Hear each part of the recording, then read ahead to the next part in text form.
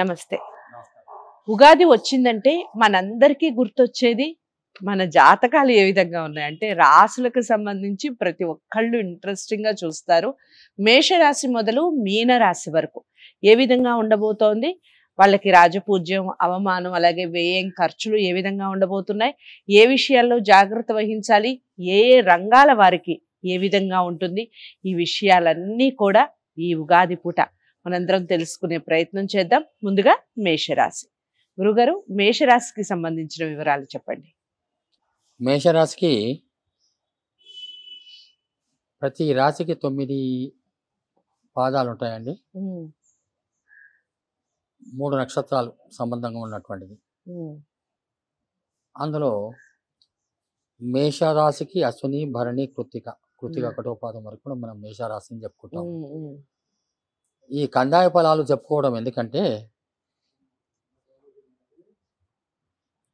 సాధారణంగా శాస్త్రం ఏం చెప్తుందంటే ఆదిశూన్యే మహావ్యాధి, మధ్యశూన్యే మనోవ్యధ, అంత్యశూన్యే కార్యైన.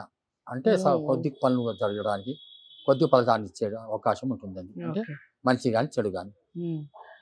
ఇప్పుడు అశ్విని నక్షత్రం తీసుకున్నట్లయితే అశ్విని నక్షత్రంలో వారికి చివరి 3 మాసాలు మాత్రం కాస్త కొంచెం జాగ్రత్తగా ఉండటం మంచిదని చెప్పుకోవచ్చు. అయినాక దానివల్ల నష్టం ఏమి ఉండదు. కాకపోతే ఆరోగ్య విషయంలో కానివ్వండి, తర్వాత ఇతరత్ర మన విషయాల్లో జాగ్రత్తగా ఉండటం అనేది మనం చెప్పుకోవటం, దాన్ని కందాయ ఫలం అంటున్నాము. మరి ఈ మేషరాశి వారికి ఆదాయం 8 అండి, 14 ఖర్చు బాగుంది. అంటే మంచి శుభకార్య మూలకంగానే ఖర్చు పెడతారు. వారికి రాజ్యపూజ్యం 4 భాగాలు, 3 భాగాల అవమానం ఉంటుందండి. రూపాయి ఇస్తే ముప్పావుల చెడుపు కూడా ఉంటుందండి. అంటే మంచి ఉన్న చోట చెడు ఉండటం సహజమే, కానీ ఎక్కువనే ఉంది కదా రాజపూజ్యం. రాజపూజ్యం ఎక్కువ ఉంది కాబట్టి అక్కడికి సంతృప్తి పడాలి. మరి ఈ సంవత్సరంలో 30 ఏప్రిల్ 2024 ప్రస్తుతం గురువు 1వ స్థానంలో ఉన్నాడు మేషరాశిలో జన్మంలో. దానివల్ల స్థానచలనం అంటే ఒక చోట స్థిరంగా ఉండకపోవడం, దాని తర్వాత యశోహాని, పేరు ప్రతిష్టలు కూడా కొంచెం భంగం అయ్యే అవకాశం ఉంటుంది. ఏ విషయంలో అండి? యశోహాని అంటే పేరు ప్రతిష్టలు కూడా దెబ్బతినే అవకాశం. చేసే పనిలో కూడా చిక్కులు రావడం, బుద్ధి భ్రంశం అంటే సరైన ఆలోచన విధానం ఉండకపోవడం, అకారణంగా కోపాలు రావడం, చేయడం కాస్త దానికి కారణం అంటూ ఉండదు. ఎవరైనా ఉద్యోగాల్లో ఉన్నటువంటి వారిగా, వ్యాపారంలో ఉన్నటువంటి ఉద్యోగాలు ఉన్నటువంటి వాళ్ళతో పై అధికారులతో, వ్యాపారంలో ఉన్నటువంటి వాళ్ళైతే వాళ్ళు కూడా వాళ్ళక్కడ పై స్థాయిలో ఉన్నటువంటి వాళ్ళతో ఎవరితోటే కానీ కాస్త కొంచెం భయంగా ఉండే అవకాశం ఉంటుంది.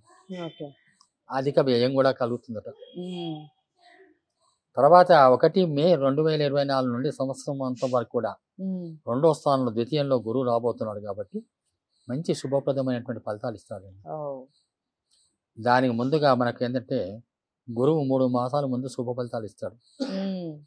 కాబట్టి మేషరాశి వారికి విద్య, వ్యాపార రంగాల్లో కానీ, వీరితో పాటు ఉద్యోగ రంగాల్లో కానీ, పరిశోధనా రంగాల్లో కానీ ఉన్నటువంటి వాళ్ళు, తర్వాత బోధనా వృత్తిలో ఉన్నటువంటి వారు, టీచర్స్ కానీ సైంటిస్టుల వరకు వీళ్ళందరికీ కూడా మంచి చాలా గొప్ప పేరు ప్రతిష్టలు వచ్చే అవకాశం ఉంటుంది. పేరు ప్రతిష్టలు కలుగుతాయి, అనుకున్న కార్య జయం కలుగుతుంది వారికి. ఈ సంవత్సరాంతం వరకు కూడా, అంటే ఈ క్రోధి సంవత్సరం అయిపోయే వరకు కూడా ఈ శనేశ్వరుడు 11వ స్థానంలో ఉండటం వల్ల ధనలాభం ఉంటుందండి, ఆరోగ్యం ఉంటుంది, కుటుంబ సౌఖ్యం ఉంటుంది, కార్యసిద్ధి ఉంటుంది, విశేషమైన కీర్తి కలుగుతుంది. కాకపోతే రాహు 12వ స్థానంలో ఉండటం వలన కార్య విఘ్నం, కొన్ని సందర్భాల్లో కొంచెం కార్యభంగం అయ్యే అవకాశం, మనం అనుకున్నవి జరగకపోవచ్చు కొన్ని విషయాల్లో. ఎక్కడ దూర ప్రాంతం వెళ్ళే అవకాశాలు ఉండవచ్చు. నేత్ర బాధలు కలగవచ్చు. మృత్యు మూలకంగా నష్టం అంటే తనకంటే చిన్న వాళ్ళ యొక్క పని వాళ్ళు కానివ్వండి, ఇతర సేవకుల వల్ల కానీ కొంచెం నష్టం జరిగే అవకాశం ఉంటుంది, వృధా వ్యయం అయ్యే అవకాశం ఉంటుంది. దీనితో పాటు కాస్త దుర్వార్త శ్రవణం కూడా వినే అవకాశం ఉంటుంది. ఓకే. అంటే ఏ రకమైన దుర్వార్తలండి? అది ఏదైనా దూరం ఏదైనా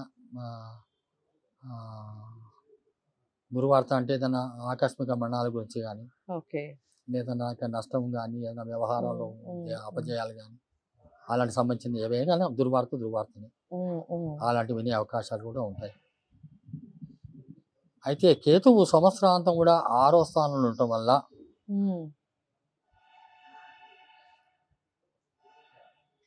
రుణ బాధలు తీరే అవకాశం ఉంటుంది. కేతు మంచివాడే, మేలు చేస్తాడు. బుద్ధి కుశలత కలుగుతుంది, విశేష సౌఖ్యం కలుగుతుంది, కార్యజయం కలుగుతుంది. మరి వీళ్ళు ఏం చేయాలంటే,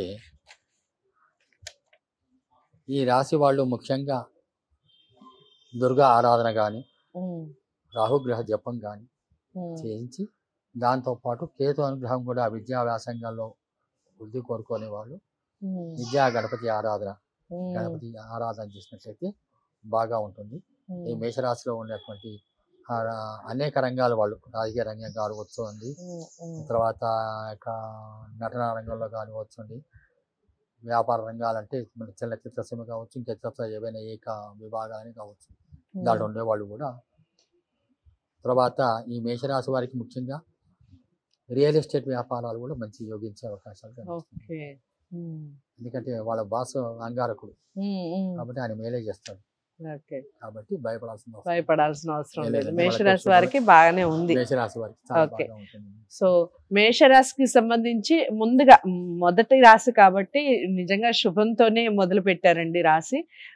బాగానే ఉంటుంది. ఖర్చు ఉన్నప్పటికీ ఆ ఖర్చు మంచి విషయాలకే ఖర్చు పెడతారు అన్నట్టుగా. రాజపూజ్యం కూడా బాగానే ఉంది. రాజపూజ్యానికి సంబంధించి కూడా మీకు మంచి మంచి కీర్తి ప్రతిష్టలు వచ్చే అవకాశాలు ఉన్నాయి. అలాగే కొన్ని విషయాల్లో జాగ్రత్త వహించాలి. అలాగే దైవారాధన విషయంలో ఎలాంటి దైవాన్ని ఆరాధిస్తే మీకు శుభం కలుగుతుంది అన్న విషయం గురువుగారు చాలా చక్కగా వివరించడం జరిగింది. తప్పకుండా పాటించండి. సంవత్సరం మొత్తం హాయిగా సుఖంగా ఉండండి. ఈ వీడియోని అందరూ లైక్ చేస్తారని అనుకుంటున్నాను. లైక్ చేసి అందరికీ షేర్ చేయండి. ఛానల్ని సబ్స్క్రైబ్ చేసుకోండి. తదుపరి రాశితో మళ్ళీ కలుద్దాం. నమస్తే.